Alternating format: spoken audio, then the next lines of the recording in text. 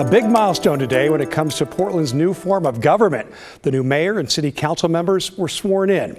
Keith Wilson and 12 others representing 4 separate districts around the Rose City were part of a special ceremony this afternoon.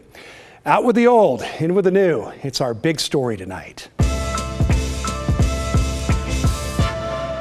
First, a recap of the new roles of mayor and city council. Let's start with Keith Wilson, the 54th mayor in Portland history, the first in this new structure of government. Unlike the old way, Wilson will not be part of the council.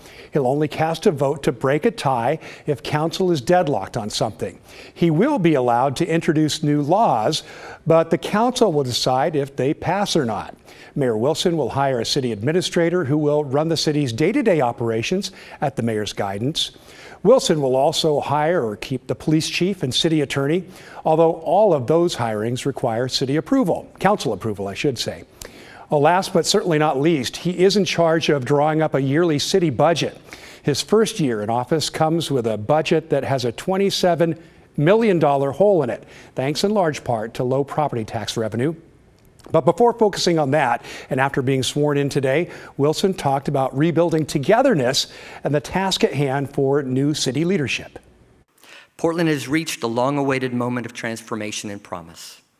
Our city government has been reimagined, embodying the best of our innovation and values.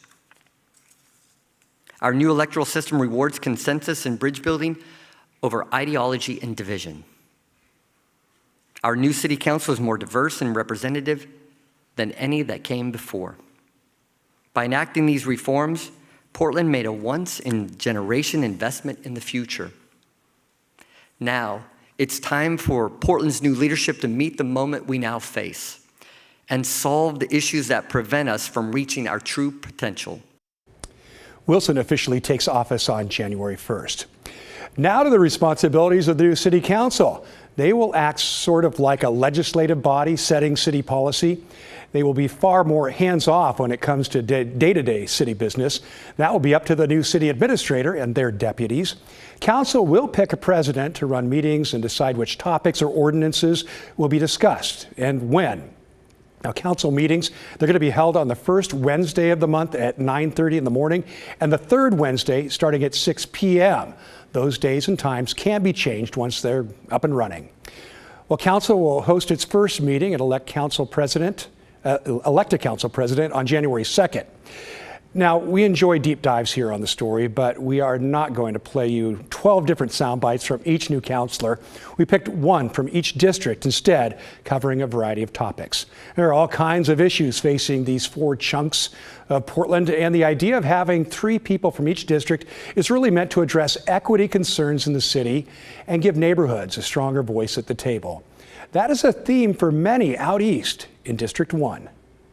East Portland is a vibrant, diverse community with untapped potential, yet for too long it has been underserved. Together we have declared that our voices matter, that our needs cannot be ignored, and that our city must truly work for everyone. I pledge today to fight for the resources, representation, and reforms that East Portland deserves. I pledge to center the voices of those too often left out of the conversation. And I pledge to lead with integrity, collaboration, and an unshakable belief in the power of our community. I worked in the city's public safety service area as inclusive policy manager, and I'm excited to continue that work here. That means defending and expanding Portland street response, stabilizing it and making it a core part of our responder network, really ensuring we're bringing our 911 response times down, working on those traffic safety issues that are causing, unnecessary and completely avoidable injury and death. And also, prevention, the Office of Violence Prevention and all those programs that really ensure we don't have a 911 call in the first place.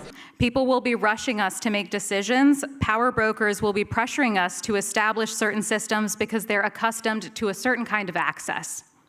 And when we're fatigued and we will fall back on the status quo. Portland has the opportunity to establish a new government that's going to last us the next 100 years or so, and to have voices at the table that we've never had before. It's not enough for us to just change the messengers without changing the message. I think that we have to be talking about shelter if we're talking about homeless solutions. And instead, for a long time, we only talked about housing. And when you know that there's a waiting period of between 3 and 7 years for a housing unit, you've got to be able to talk about shelter. And so sometimes I think Portland has been well intentioned over the years, but our execution just has not come to fruition.